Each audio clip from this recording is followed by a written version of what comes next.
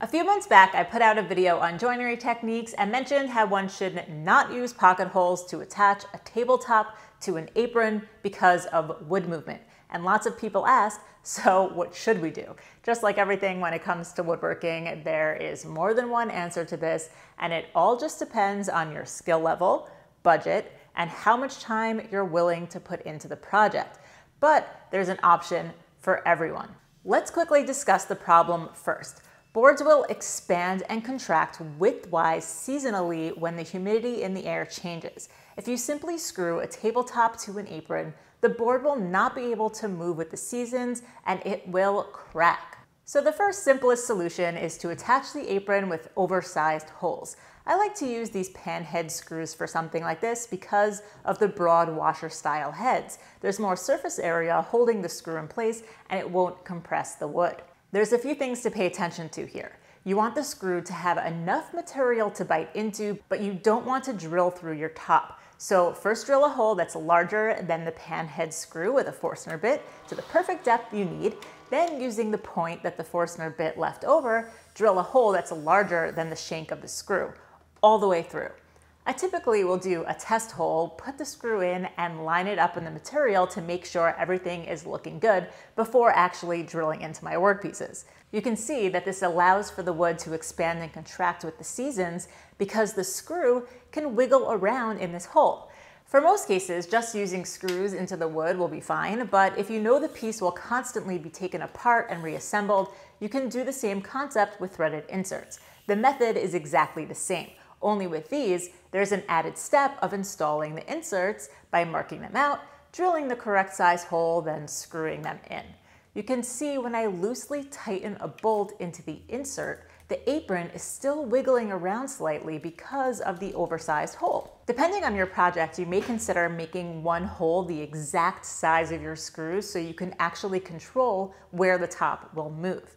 Like for a tabletop, you want the movement to be equal on both sides of the table, so you can drill a smaller exact size hole in the center of the shorter stretchers, and that acts as the anchor point which will force the boards to move in and out from the center point. You can also opt to move the anchor point to one of the ends, like if you know a project will live against a wall, like a nightstand, or if the project has some sort of feature on the front that you really want to remain flush at all times. It really just depends on the project. The problem with this method is it's really only easy if your stretchers are quite narrow. So if you're using wider material for your stretchers, you have to drill holes pretty deep with a Forstner bit, which just isn't that fun to do. So moving on to method number 2, adding additional slotted stretchers. This is the same basic concept as method number 1, only with these you have to mill up more material to make extra stretchers that run across your tabletop. These should be at least 3/4 inches thick, and the same concept as before. Drill one anchor hole that's in the center of the table, and then make oversized holes or slots on both sides of the anchor hole. These slots can be made in a few ways. You can drill 2 holes right next to each other, then use a chisel to clear out the pointy bits in between, or you can do a plunge cut at the router table, or you can use an edge guide with a trim router. Always options.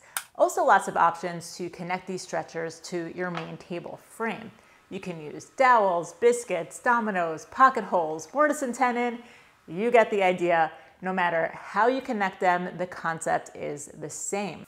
The tabletop is locked down with screws through the holes drilled out, and the center hole acts as the anchor point, and the slots on both sides of it allow the screws to move side to side when the tabletop expands and contracts.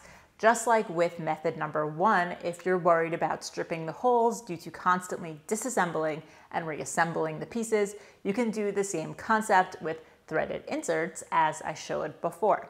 Before we move on, a quick word from this week's sponsor, Policygenius. All of these methods for attaching tabletops are a way to protect your furniture. With these methods, you don't have to worry about your tabletops cracking, which is pretty comforting. Aside from caring about my furniture, I also really care about my family. And I want that same comforting feeling that they will be protected no matter what life throws at us. Policygenius is an insurance marketplace that makes it easy to compare quotes from top companies like AIG and Prudential so you can find your lowest price on life insurance. We pay hundreds of dollars a year to protect our homes, our cars, our phones, and even our tabletops. But too many people aren't taking the steps to protect their family's finances, and now is the best time to do just that. You may or may not be aware, but inflation is driving up prices for just about everything. But life insurance rates are down from this time last year, and life insurance typically gets more expensive as you age. So it's a great time to ensure your loved ones are covered when it comes to debt like mortgage payments that won't just disappear if something happens to you. The licensed agents at Policygenius will help you understand all of your options because they work for you and not the insurance companies. You could save 50% or more on life insurance by comparing quotes with Policygenius. Options start at just $17 per month for $500,000 of coverage. Just click the link in the description or head to policygenius.com/3x3 to get personalized quotes in minutes and find the right policy for you.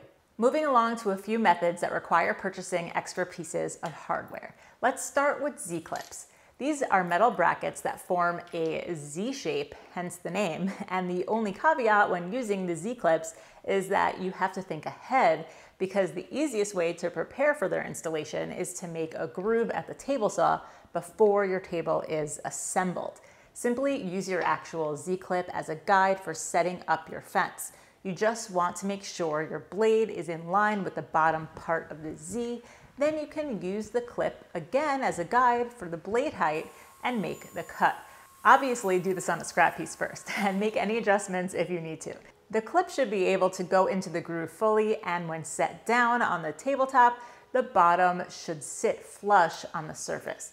To install them, put them in the grooves, then pull them out of the grooves ever so slightly, like an eighth or so, and use an awl to mark out the center of the holes, then lock the clips in place with screws. You can see here how this works. The tabletop is held in place because the Z shape of the clips. This end is just floating in here. It's not being held in place at all by anything but pressure on the groove from the clip being screwed to the top. When you look at a mock-up of how these would be installed on a table, the clips along the long grain will remain in the same position along the groove, but they will be able to move in and out of the groove, and that's why I pulled it out about an eighth, so there's room for it to go in. The clips going across the grain will remain the same depth into the groove, but they will be able to move along the groove if need be. If you want to use Z-clips and you forgot to make the grooves before assembling your table, all is not lost. If you have a biscuit joiner, you can set that up to cut slots in your aprons at the correct height, or you can use a slot cutting bit in your router, or use a router with an edge guide and a straight bit.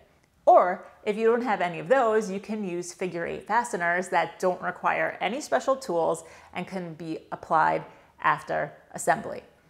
But there's a catch when using these. I'll explain later after I show how to install them. Line them up on your table apron so most of the round portion is on the wood. Mark out the center of the hole and drill them out with a Forstner bit just until it's ever so slightly below the wood. Just keep drilling and checking and drilling and checking. The whole point of these fasteners is that they can rotate with seasonal changes. So you have to notch out these little points with a chisel so the fastener can rotate freely. Now using the point that the Forstner bit left over, pre-drill a hole that is then used to lock the fastener in place with a screw. Lastly, you would put your tabletop on top and lock it in place. Does anyone see the problem here yet? So if you install them on the short stretchers that are going across the grain, you have no problem because the wood is moving along the width. So these fasteners are rotating along with the movement. Now, if you put them on the long stretchers that are running with the grain, the wood is moving in and out from the apron, and that's not how these are designed to work. These only pivot side to side, not back and forth.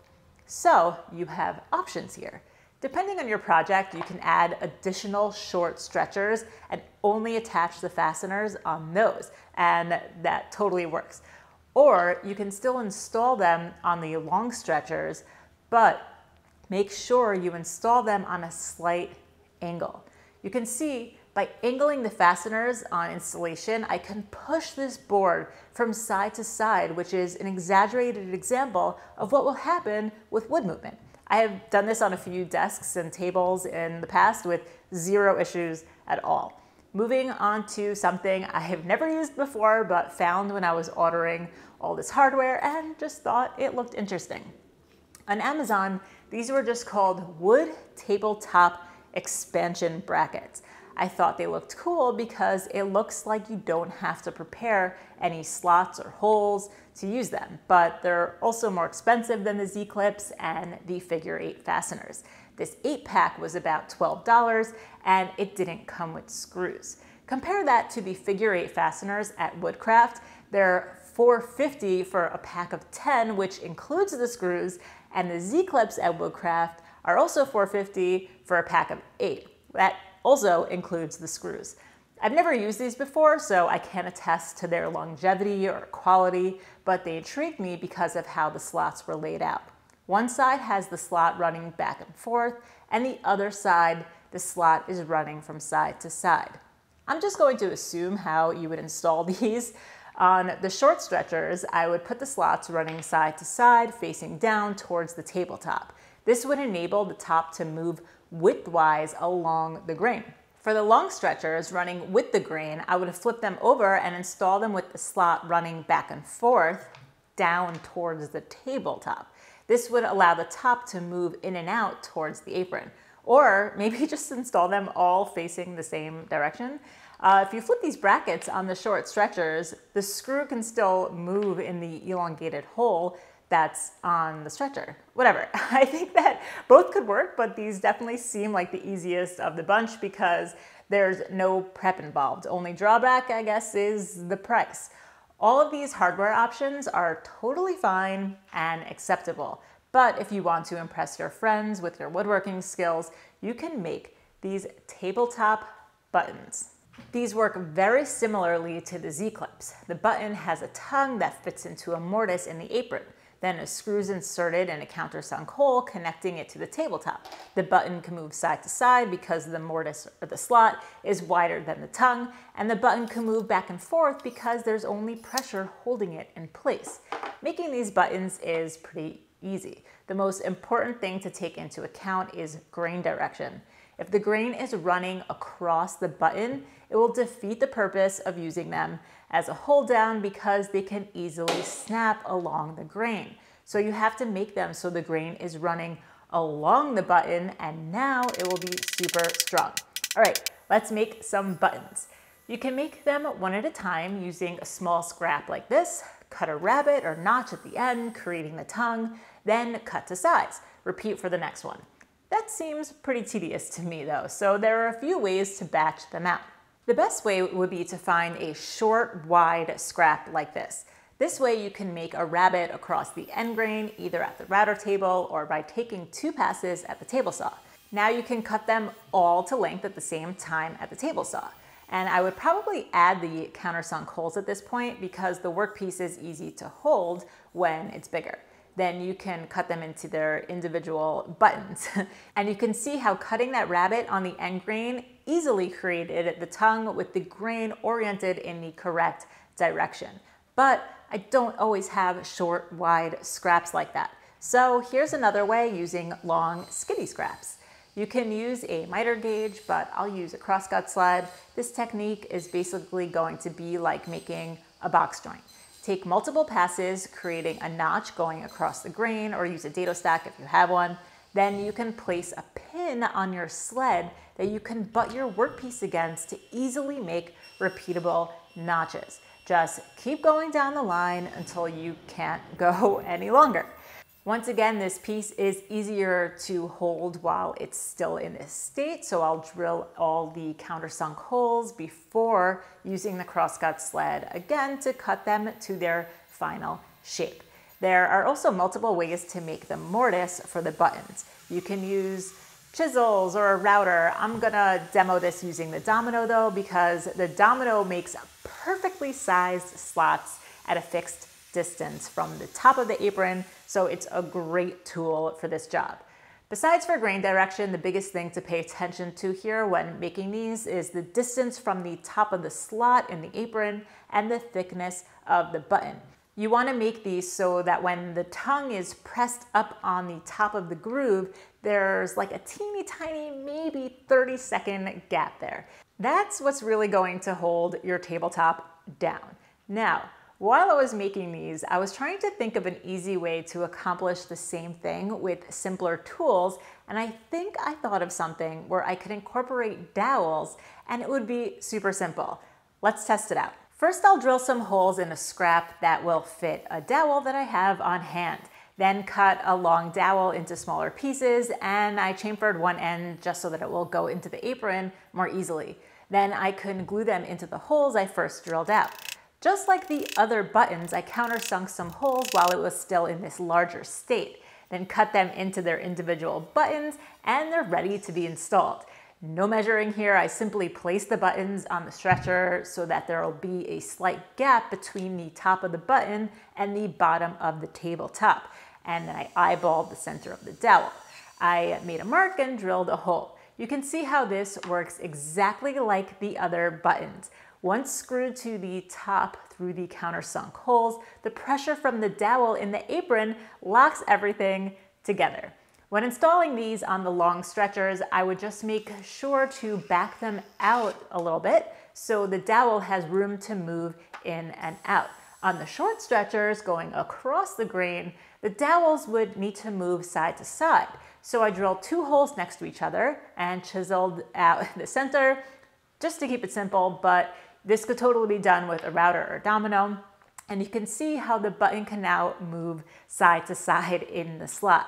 So I don't think I've ever seen this done before, but I think the concept is pretty cool because you really only need a drill and some hand tools to make them work. Let me know what you guys think of this one. I think they're pretty cool, and conceptually, I think this totally works. All right, moving on to the last but not least method, a sliding dovetail.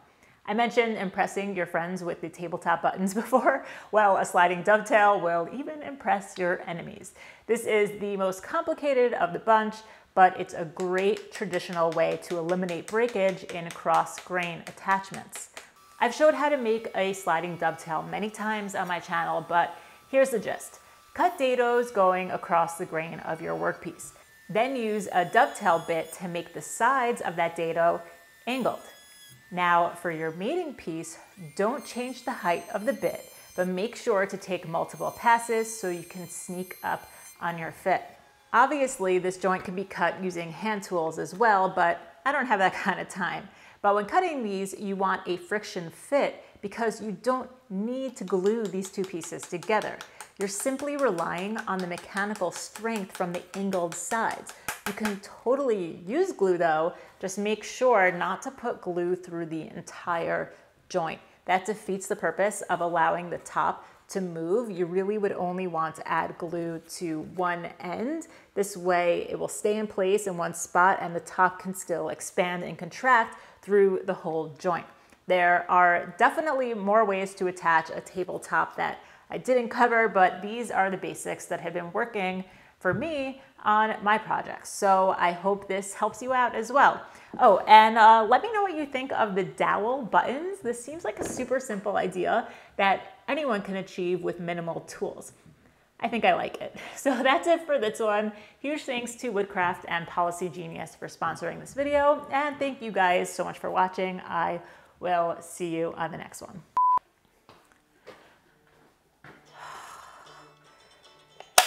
Oh, really? Okay, thanks. A call that totally could have been a text.